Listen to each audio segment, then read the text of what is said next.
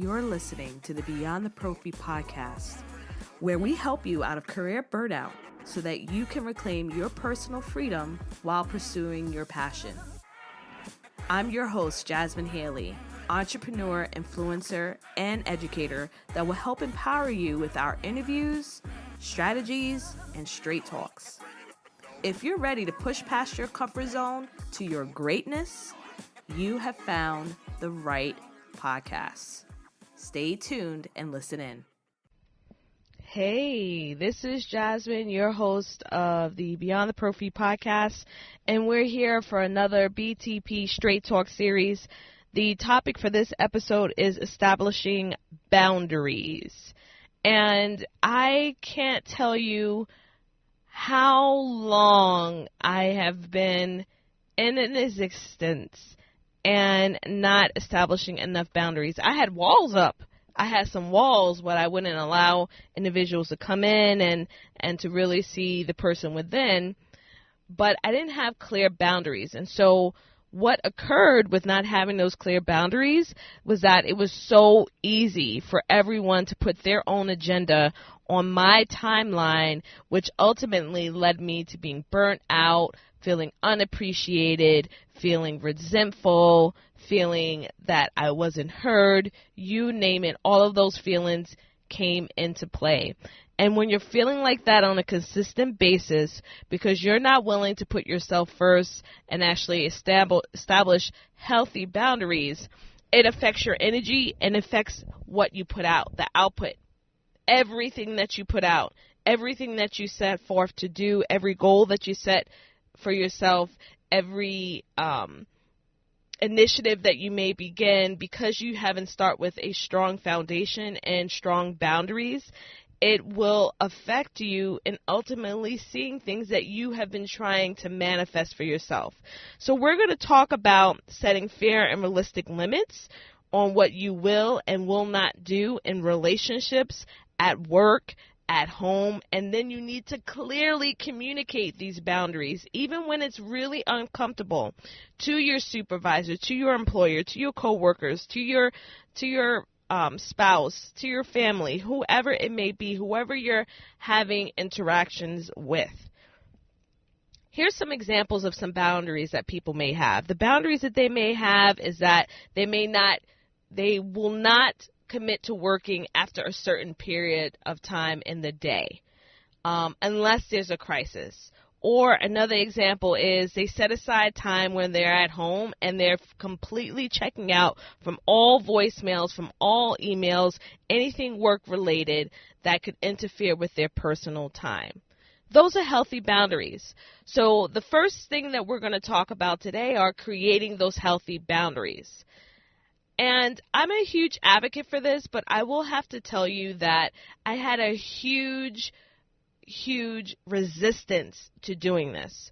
But I tell you, when you write things down and when you're really clear on what's not working for you, it's easier for you to establish some sort of structural plan that you can actually implement.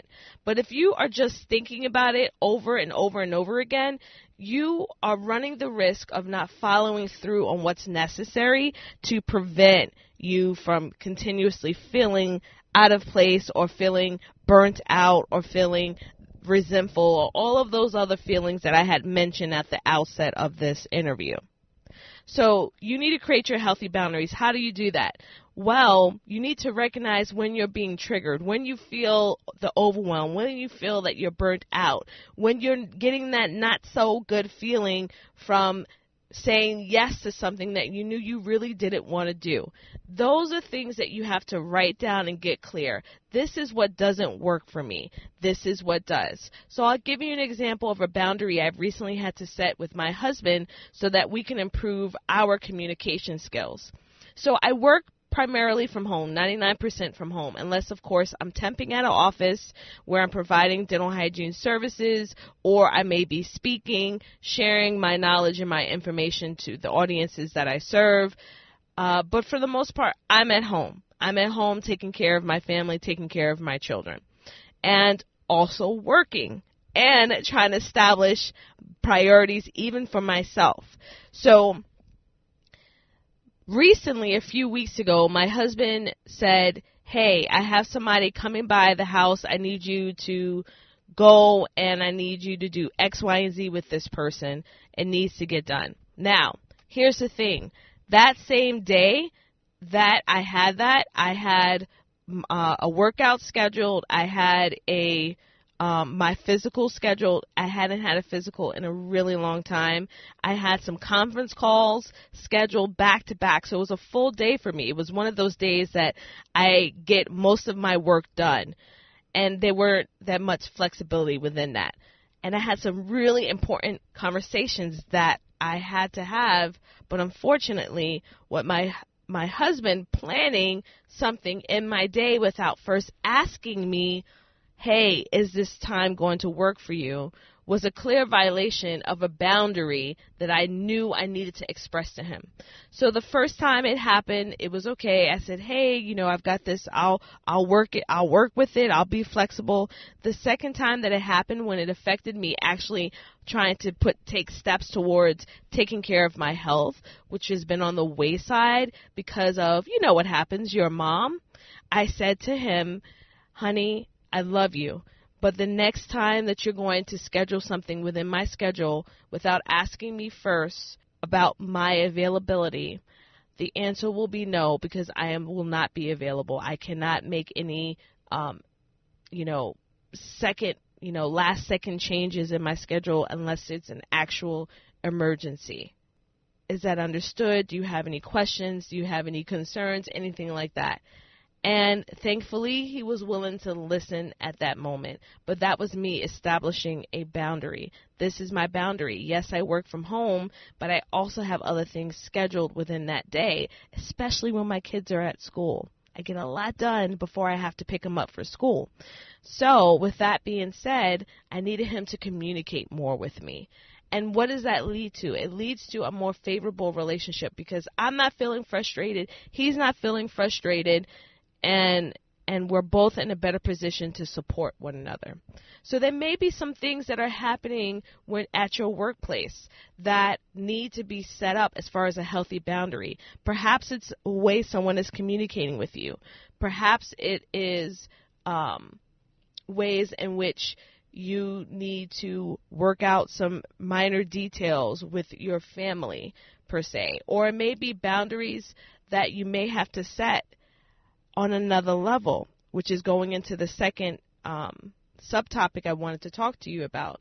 So when you're setting those healthy boundaries, realize what those triggers are, write them down, and write some solutions where you could still work in an environment, or you can still be in a healthy family relationship or a personal relationship. But what are some boundaries that you just don't want to cross anymore? What are those things that make you feel cringed and just totally resentful or upset? And think about this, time, your time is very precious. Setting boundaries around that is really important, and you need to be unapologetic about it, especially when it's a healthy boundary. One of the things is that I do that's a healthy boundary with the work that I do. I only take conference calls Wednesday, Thursday, and Friday between certain times. That's it. Wednesday, Thursday, and Friday. There are exceptions to that, Monday and Tuesday, but it's up to me. I make that decision. It's not someone else dictating to me what my schedule will be. So my schedule is Wednesday, Thursday, and Friday, and that's it for my calls, only during certain times. I set a healthy boundary like that because I'm a mother. I'm also a wife. I'm also an entrepreneur. And if I don't set certain times for conference calls, then all of my day, because I'm also a creative entrepreneur, will be governed by what everybody else's needs are and not the needs and the goals and tasks that I have to get accomplished to continue to do the work that I'm doing. So I have to set those healthy boundaries personally and professionally. Now let's go into how to set those personal and emotional boundaries. Now that you're writing that out, also consider emotionally. There may be some triggers. For instance, I recently had a great discussion with a friend yesterday that really helped me to set the emotional boundary of if I hear another colleague talking in a negative way about someone else, I'm not just only going to change the subject, because I've tried to change the subject, but now I am going to say I cannot participate in this negative form of conversation. So if you're going to continue in this manner, I'm going to have to excuse myself. So that is now another boundary that I've put up, because emotionally, I am not going to tolerate any other form of negativity from anyone. There are times where you give your opinion. There are times where you're out there expressing yourself, and people can misconstrue things to their own liking because they are miserable themselves. And so when it comes to me protecting myself emotionally, that is now my boundary. That is now my boundary that I will not move past. And you know what's going to happen? It's going to turn people off to the point where they're not going to want to interact with me unless it's positive. Well, only positive people are going to want to interact with me. Those that are negative and have something negative to say about every single person on the planet, or whether it's their own personal lives that they're negative about, they're not going to want to interact. And so that boundary is necessary because, one, it helps protect you. It's a form of self-care, but it also keeps you in a mindset that you need to be in as you're conquering your goals and taking care of yourself. And then finally, the importance of self-care. I really want to make things that are beautiful, that are empowering, that are inspiring. And one of the key things that I am very fully aware of is the power of knowing that you are enough. I have never hid back emotionally from anyone, even in my blogs, of sharing some of these deep things that I have dealt with. Why am I not holding back? Why am I being authentically who I am? I'm being authentically who I am because I value the fact that when we connect with each other on a human level, we're able to see that ultimately we really are the same. We all have the same needs. We all have the same wants.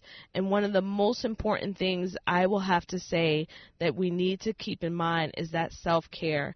For me, a lot of my self-care has come from taking times to just breathe, taking time to pause. This year, for the first time, we finally had a family vacation. And now we have multiple getaways with my family scheduled this year because I've made that a priority. That is my self-care. My self-care is also taking the time to go out and exercise, or taking the time to be mindful and to shut everything off.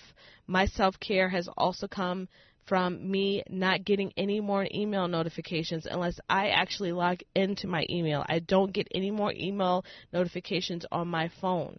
My self-care also is not providing my direct phone number, but actually having a separate business phone number so that when it's time to turn that off, I can have my time with my family or by myself, because alone time is also really important. So I really want you to dig down deep, consider what are some ways in which you can establish these fair and realistic limits on yourself, on your work environment, what you will and will not do, and ways in which you can keep your level of self-care at high importance so you can continue to grow and flourish in your personal and professional life. Thanks for tuning in to the show. We value each and every one of you. Dive in deeper by visiting the show notes for this episode or listening to more episodes on beyondtheprophy.com. If you found value in the show, share with a friend and leave us a review.